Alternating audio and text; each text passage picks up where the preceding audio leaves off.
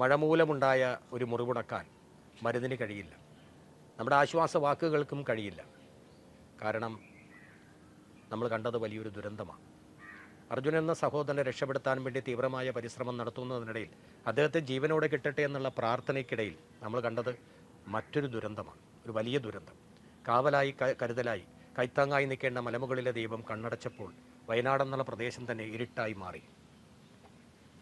ഇന്നലെ നമ്മൾ ഒരുമിച്ച് ഭക്ഷണം കഴിച്ച് കിടന്നുറങ്ങിയവർ, അച്ഛൻ്റെയും അമ്മയുടെയും കൂടെ കിടന്ന കുഞ്ഞുങ്ങൾ, നമ്മുടെ അയൽവാസികൾ, നമ്മുടെ സഹോദരങ്ങൾ, നമ്മുടെ ബന്ധുമിത്രാദികൾ, ഇന്നലെ ഫോൺ വിളിച്ച ആളുകൾ ഒക്കെ ഈ രാത്രിയിൽ, ഈ പുലർച്ചെ, ഈ ഉണ്ടായ അപകടത്തിൽ പല വഴിക്ക് പോയി എന്നതാണ്. ചിലരെ രക്ഷിക്കാൻ കഴിഞ്ഞു, ചിലർ കൈവിട്ടുപോയി, ചിലരെവിടെയെന്ന് നമുക്കറിയില്ല. അതിനുള്ള തിരച്ചിലുകൾ നടക്കുന്നു. ആ സമയം അതൊരു ഭീകര സമയം തന്നെയായിരുന്നു. തിങ്കളാഴ്ച നല്ല ദിവസമാണെന്നൊക്കെ നമ്മൾ പറയുമെങ്കിലും വയനാടുകാരെ സംബന്ധിച്ചിടത്തോളം ഒരു നല്ല സമയമല്ല, ഒരു നല്ല വാർത്തയായിരുന്നില്ല. ലോകം ഇന്നു വരെ കണ്ടിട്ടോ അത് വെച്ച് ഏറ്റവും ഭീകരമായ, ഒറ്റ വിഷമം തോന്നിക്കുന്നൊരു വാർത്തയായിരുന്നു. 24 മണിക്കൂർ കൊണ്ട് പെയ്ത് തീർന്നത് 37 സെൻറ്റിമീറ്റർ മഴയാണ്. ശരിക്കും 20 സെൻറ്റിമീറ്റർ മഴയെന്ന് പറയുന്നത് തന്നെ അതിതീവ്ര മഴയാണ്. അപ്പോൾ അതിൻ്റെ ഇരട്ടി മഴ അവിടെ പെയ്തിരുന്നു എന്നാണ് നാം മനസ്സിലാക്കേണ്ടത്. ഒരു ഡാം എങ്ങനെയാണ് അല്ലെങ്കിൽ തുറന്നു വിട്ടാൽ അതിതീവ്രതയോടെ വരുന്ന ആ ഒരു പവറിലാണ് ഈ മണ്ണും പാറ കഷ്ണങ്ങളും മരങ്ങളും കൂടി അവിടേക്ക് കുത്തിയൊലിച്ചെത്തിയത്. 2019 ഉരുൾപൊട്ടലുണ്ടായ ആ ദുരന്ത പ്രദേശത്തിന് ഏകദേശം എനിക്ക് തോന്നുന്നു ഒരു 1.5 കിലോമീറ്ററോ 2 കിലോമീറ്ററോ അകലെയായിട്ടാണ് ഈ ചൂരൽമല. ഇന്ന് ആ ചൂരൽമല അവിടെ ഇല്ല. പക്ഷെ അവിടുത്തെ ക്ഷേത്രമില്ല, അവിടുത്തെ സ്കൂൾ കെട്ടിടമില്ല, എല്ലാം നാമാവിശേഷമായിരിക്കുന്നു. അതിതീവ്രമായ മഴയായിരുന്നു അതിൻ്റെ പ്രധാന കാരണം.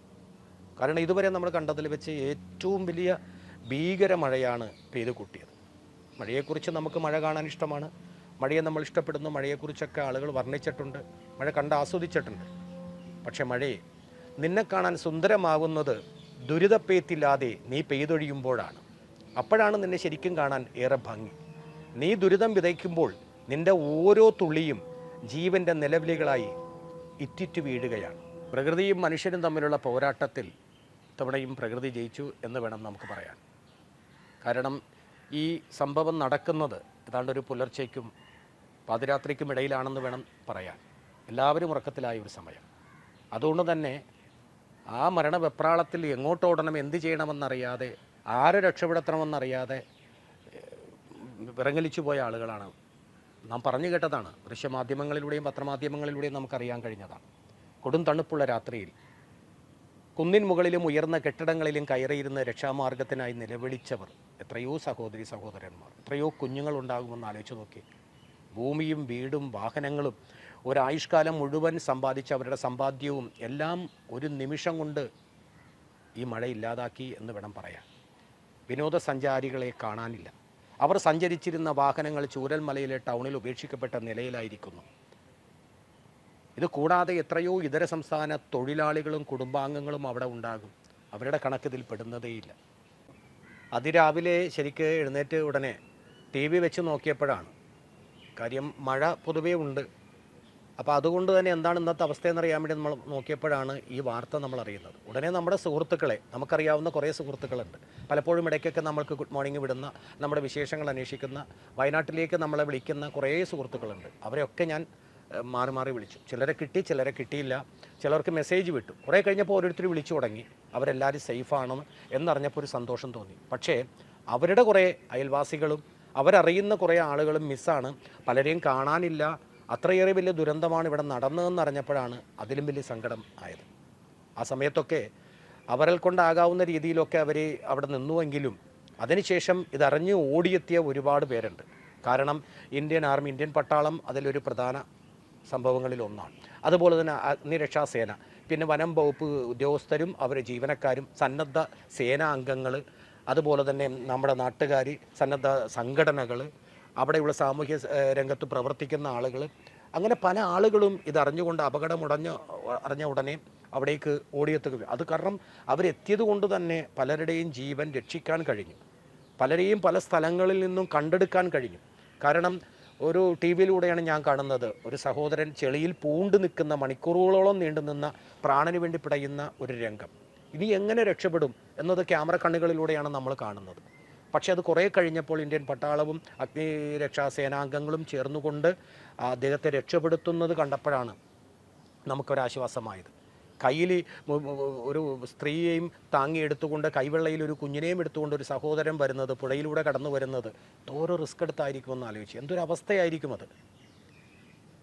കാരണം നിരവധി പേര് കൈക്കുഞ്ഞുങ്ങളെ ആ പട്ടാളം ആർമിക്കാരെ അവരെ കയറിൽ തൂങ്ങിക്കൊണ്ട് രക്ഷപ്പെടുത്തി കൊണ്ടുവരുന്ന കാഴ്ച, ഒഴുകിപ്പോകുന്നവരെ കയറി പിടിക്കുന്ന ആളുകൾ, അവർ അങ്ങോട്ടും ഇങ്ങോട്ടും സഞ്ചരിച്ചിരുന്ന അക്കരയിലുണ്ടായിരുന്ന അവരെ ബന്ധിപ്പിക്കുന്ന ഒരു പാലമുണ്ടായിരുന്നു, തകർന്നു പോയതുകൊണ്ട് അവിടെ ഒരു സ്ഥലത്ത് രക്ഷപ്പെടാൻ മാർഗമില്ലാതെ ഒറ്റപ്പെട്ടു പോയ കുറേ അധികം ആളുകൾ. പക്ഷേ ഇന്ത്യൻ ആർമി അവിടെ എത്തുകയും 195 അടി നീളമുള്ള ബെയിലി പാലം ഉടനടി നിർമ്മിക്കുകയും ചെയ്തു. കാരണം അതൊരു വലിയ നേട്ടങ്ങളിലാണ്. അതിനെ ഒരു ബിഗ് സല്യൂട്ടാണ്. കാരണം അത് രണ്ട് കരകളെ തമ്മിൽ ബന്ധിപ്പിച്ചത് കൊണ്ട് തന്നെ കുറേ അധികം പേരെ അവിടെ നിന്ന് രക്ഷപ്പെടുത്താൻ സാധിച്ചു എന്നതാണ് ഏറ്റവും വലിയ സംഭവം. ഇങ്ങനെ നിരവധി സംഭവങ്ങൾ എൻ്റെ അഭിപ്രായത്തിൽ, ഇപ്പോൾ ഉദാഹരണമായിട്ട് നമ്മളവിടെ കണ്ടതാണ് പത്രമാധ്യമ രംഗത്ത് പ്രവർത്തിക്കുന്ന ആളുകൾ, ദൃശ്യമാധ്യമ രംഗത്ത് പ്രവർത്തിക്കുന്ന ആളുകൾ, അവർ വളരെ റിസ്ക് എടുത്ത് തന്നെയാണ് ആ സ്ഥലത്തേക്ക് ഓടിയെത്തിയിട്ട് അവർ പിടിക്കുന്ന ദൃശ്യങ്ങളിലൂടെയാണ് നമ്മളിത് പലതും അറിയുന്നതും കാണുന്നതും കേൾക്കുന്നതും. അതുപോലെ തന്നെ രക്ഷപ്പെടുത്തി കൊണ്ടുവരുന്നവരുടെ അപകടം പറ്റിയവർ, കൈക്കും കാലിനുമൊക്കെ പരിക്ക് പറ്റിയവർ, വെള്ളത്തിൽ കിടന്ന് എന്താ പറയണത് തണുത്ത് വിറച്ച് ഉള്ള ആളുകൾ, അവരപ്പം തന്നെ ആംബുലൻസിൽ കയറ്റി കൊണ്ടുപോകുന്ന ആംബുലൻസ് ഡ്രൈവർമാർ, അതൊക്കെ അവിടെ ഓടി എത്തി. അതുപോലുള്ള ആളുകളെല്ലാവരും എത്തി. അവരെ ശുശ്രൂഷിക്കുന്ന ഡോക്ടർമാർ എത്രയോ പേര്, നേഴ്സുമാർ, അങ്ങനെ കുറേയധികം ആളുകൾ തന്നെ അവിടെ ഉണ്ടായത് തന്നെ ഏറ്റവും വലിയ ഒരു അനുഗ്രഹമാണ്. കാര്യം ഇങ്ങനെ രക്ഷപ്പെടുത്തി കൊണ്ടുവരുന്നവരെ പെട്ടെന്ന് അവർക്ക് വേണ്ട ചികിത്സ കൊടുക്കാൻ അവർ തയ്യാറായി. അവരുടെ പൂർണ്ണ പിന്തുണ അതിനകത്തുണ്ടായിരുന്നു. അപ്പോൾ ഒരു ചെറിയ കാര്യമല്ല, ഒരു വലിയ കാര്യം തന്നെയാണ്. വലിയൊരു ദുരന്തം നടന്നെടുത്ത് ഓടി ആളുകളെത്തി. ഇപ്പോഴും അവർക്ക് വേണ്ട സാധന സാമഗ്രികളും, ശരിക്കും പറഞ്ഞാൽ അവരുടെ ദേഹത്ത് അവരെടുത്ത ഡ്രസ്സ് മാത്രമേ ഉള്ളൂ. അതും ചെളിപുരണ്ട് അഴുക്കായതാണ്. ഒന്ന് മാറി കൊടുക്കണമെങ്കിൽ മറ്റൊന്നുമില്ല. അവർ താമസിച്ചിരുന്ന വീടിൻ്റെ സ്ഥലത്ത് അതൊന്നുമില്ല. കച്ചവട സ്ഥാപനങ്ങളെല്ലാം കാണുന്നതും അവരുടെ വാഹനങ്ങളും അവരുടെ ഉപജീവന മാർഗങ്ങളും എല്ലാം തീർന്നിരിക്കുക. ആ സ്ഥലത്തു നിന്നാണ് അവർക്ക് വേണ്ട സന്നാഹങ്ങളുമായി അല്ലെങ്കിൽ അവർക്ക് വേണ്ട സാധന സാമഗ്രികളുമായിട്ട് നമ്മുടെ സഹോദരന്മാർ, കുറേയധികം ആളുകളുണ്ട്. അപകടം നടന്നാൽ ഓടിയെത്തുന്ന, അല്ലെങ്കിൽ അവിടേക്ക് നാടും വീടും മറന്ന് തൻ്റെ കുടുംബാംഗങ്ങളെ മറന്നുകൊണ്ട് അവിടെ വന്ന് പൂർണ്ണമായിട്ട് അവർക്ക് വേണ്ടി ജീവിതം സമർപ്പിക്കുന്ന കുറേയധികം ആളുകളുണ്ട്. അവരൊക്കെ ഓടിയെത്തുക. ഇപ്പോഴും ഒരുപാട് എന്തെന്നാ പറയുന്നത് സഹായങ്ങളുമായിട്ട് ആളുകൾ വരുന്നുണ്ട്. കലാരംഗത്തുനിന്ന്, സിനിമാ രംഗത്തുനിന്ന്, രാഷ്ട്രീയ രംഗത്തുനിന്ന്, അങ്ങനെ നിരവധി സന്നദ്ധ സംഘടനകൾ, വ്യാപാരി സംഘടനകൾ, പ്രവാസികൾ, നിരവധി ആളുകൾ പൂർണ്ണ പിന്തുണയായിട്ട് അവർക്ക് വേണ്ട സഹായങ്ങളുമായിട്ട് അവരുടെ വീട് വെച്ച് കൊടുക്കുന്നതിനും അതുപോലെ തന്നെ സഹായങ്ങൾ എത്തിച്ചു കൊടുക്കുന്നതിനും ഇപ്പോൾ അവരെ ആശ്വസിപ്പിക്കുന്നതിനുമായിട്ട് എത്തിച്ചേരാൻ പറ്റുന്ന സ്ഥലങ്ങളിൽ കുറേ അധികം ആളുകൾ എത്തി അവരുടെ ക്യാമ്പ് സന്ദർശിക്കുന്നുണ്ട്. അങ്ങനെ നന്മ ചെയ്യുന്ന, അല്ലെങ്കിൽ ഈ ഒരു ദുരന്തത്തിൽ അവരുടെ പൂർണ്ണ മനസ്സ് നമ്മുടെ എന്തെന്നാണെന്നുണ്ടെങ്കിലും അവർക്ക് കൊടുക്കാൻ തയ്യാറാകുന്ന നിരവധി ആളുകളുണ്ട്.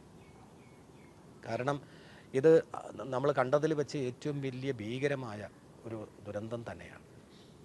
ആ ഞെട്ടലിൽ നിന്ന് ഇപ്പോഴും പല ആളുകളും ഒന്ന് മോചിതരായിട്ടില്ല എന്ന് വേണം നമുക്ക് പറയാൻ. 1.5 മാസം മുമ്പ് പാല് കാച്ചിയ വീടാണ് ഇന്ന് ഭൂമിയിലില്ല. മുണ്ടക്കൈ എന്ന് പറഞ്ഞ സ്ഥലം ശൂന്യമായിരിക്കുന്നു. ഒരു കുടുംബത്തിൽ ഞാൻ ഇന്നലെ ടി വിയിൽ കണ്ടതാണ്, 10-16 പേരാണ് തിരിച്ചു വരവില്ലാത്ത യാത്ര പോയിരിക്കുന്നത്. ഇതൊരു സങ്കടമുള്ള, നമുക്കൊക്കെ ഒന്നും എന്താണ് അത് ഇപ്പോഴും അത് ഉൾക്കൊള്ളാനോ ഒന്നും പറ്റുന്നില്ല. എങ്ങനെ ഇതിനെ അതിജീവിക്കുമെന്ന് നമുക്ക് തോന്നിപ്പോവുകയാണ്. എന്തൊരു ഭീകരമായ ഒരവസ്ഥയാണ്. ചെളിയിൽ പൂണ്ടുപോയിട്ട് ജീവന് വേണ്ടി കേഴുന്ന ഒരുപാട് സഹോദരൻ, അങ്ങനെ നിരവധി ആളുകളെ. പക്ഷെ ഇപ്പോൾ ഞാൻ ഇന്നറിഞ്ഞൊരു ന്യൂസ് എന്ന് പറഞ്ഞാൽ ഈ 4-ാം ദിവസം 4 പേരെയോളം ജീവനോടെ തിരിച്ചു കിട്ടുന്നു എന്നറിയണം. എല്ലാവരെയും കിട്ടട്ടെ എന്നാണ് നമ്മുടെ പ്രാർത്ഥന. ചെറിയ പരിക്കുകളാണെങ്കിലും എല്ലാവരെയും തിരിച്ചു കിട്ടണം. പക്ഷെ കാണാതായവർക്ക് വേണ്ടി വിഷമിക്കുന്ന ഒരുപാട് ആളുകൾ ഇപ്പോഴും അവശേഷിക്കുന്നുണ്ട്. രക്ഷപ്പെടാൻ മറ്റു മാർഗമൊന്നുമില്ലാതെ ഒറ്റപ്പെട്ടു പോയവരെ നാം കണ്ടു. ഒരു മാർഗവുമില്ലാതെ, വൈദ്യുതി നിലച്ചു പോയതുകൊണ്ട് ഫോൺ ചെയ്യാൻ മാർഗമില്ലാതുകൊണ്ട്, ഇപ്പോൾ ഫോൺ ചെയ്യുമ്പോൾ കിട്ടാതെ വരുമ്പോൾ നമ്മുടെ ഉള്ളിലുണ്ടാകുന്ന പ്രയാസം. പക്ഷെ അത് നിമിഷ നേരം കൊണ്ട് വൈദ്യുതി നിലച്ചു പോയത്, അത് എന്തെന്നാ പറയണത്, അത് പ്രാവർത്തികമാക്കാൻ കഴിഞ്ഞു. അത് തന്നെ വലിയൊരു പിന്തുണയാണ്, അത് തന്നെ വലിയൊരു ആശ്വാസമാണ്. അങ്ങനെ നിരവധി സംഭവങ്ങൾ നാം കണ്ടു കഴിഞ്ഞതാണ്. ദുരന്തമുഖങ്ങളിൽ മലയാളികളുടെ ഒരുമ നാം കണ്ടതാണ്. അപകടമുണ്ടെന്നറിഞ്ഞാൽ, അല്ലെങ്കിൽ അപകടം എവിടെയെങ്കിലും വന്നെന്നറിഞ്ഞാൽ, ഒരു ആപത്ത് വന്നെന്നറിഞ്ഞാൽ ഒരുമിച്ചൊരു കുടക്കീഴിൽ എല്ലാവരും എത്തിച്ചേരുന്ന ഒരു അത്ഭുതമാണ് എപ്പോഴും മലയാളി. സർവ്വതും മറന്നു നിൽക്കും. കാരണം നമ്മളത് കാണുന്നുണ്ട്. ജാതിമത രാഷ്ട്രീയ ഭേദമന്യേ എല്ലാവരും ഒരു കുടക്കീഴിൽ അണിനിരക്കുന്നത്, നിരവധി സന്നദ്ധ സംഘടനകൾ, രാഷ്ട്രീയത്തിലെ സംഘടനാ പ്രവർത്തകർ എല്ലാവരും അത് എന്തു നൽകാനും, ആഹാരം വരെ വെച്ച് നൽകാൻ തയ്യാറായിട്ട് അവിടെ നിൽക്കുന്നു. അത് വിളമ്പി കൊടുക്കാനും അത് അവിടെ എത്തിച്ചു കൊടുക്കാനും ഒക്കെ അതിനുവേണ്ടി ഒരുപാട് സഹോദരന്മാർ അവിടെ എത്തിച്ചേർന്നിരിക്കുന്നു. അപ്പോൾ അതിൽ പ്രത്യേക എടുത്തു പറയേണ്ടത് റോഡ് നിയന്ത്രിക്കുന്ന ആളുകൾ, അതിനെത്തിയ സ്റ്റുഡൻസ്, NCC സ്റ്റുഡൻസ് ഒക്കെ നിൽക്കുന്നുണ്ടെന്നാണ് അറിഞ്ഞത്. നമ്മുടെ കേരള പോലീസിൻ്റെ സേവനം എടുത്തു പറയേണ്ട ഒന്നാണ്. നാളിതുവരെയുള്ള സർവ്വസമ്പാദ്യങ്ങളും കാത്തുകരുതി സൂക്ഷിച്ചു വെച്ച എന്തെന്ന് പറഞ്ഞ രേഖകളും തെളിവുകളും പത്രങ്ങളും എല്ലാം പ്രകൃതിയുടെ ഭീകര താണ്ഡവത്തിലൂടെ നഷ്ടപ്പെടുന്നത് നിസ്സഹായരായി നോക്കി നിൽക്കേണ്ടി വന്നവരാണവർ. എന്തു പറഞ്ഞാലും എത്ര തന്നെ ആശ്വസിപ്പിച്ചാലും പകരം വയ്ക്കാനാവാത്ത തീരാനഷ്ടത്തിൻ്റെ ദുരിതക്കയങ്ങളിൽ മുങ്ങിത്താഴുന്നവരാണ്. അവർക്കാകട്ടെ ഇന്നത്തെ നമ്മുടെ പ്രാർത്ഥനകൾ. പാതി മരിച്ച് ജീവിക്കുന്ന കുറച്ച് മനുഷ്യർ അവശേഷിക്കുന്നുണ്ട് ഇവിടെ. ജീവിതം ഒന്നിൽ നിന്ന് തുടരേണ്ടവരാണവർ. അവരെ കൈപിടിച്ച് ജീവിതത്തിലേക്ക് കരകയറ്റാൻ നമുക്കൊരുമിച്ച് നിൽക്കാം, ഒത്തൊരുമിച്ച് നിൽക്കാം. പ്രാർത്ഥനകളോടെ, ഒറ്റക്കല്ല, ഒരുമിച്ച് നമ്മളുണ്ടാവും നിങ്ങളോടൊപ്പം.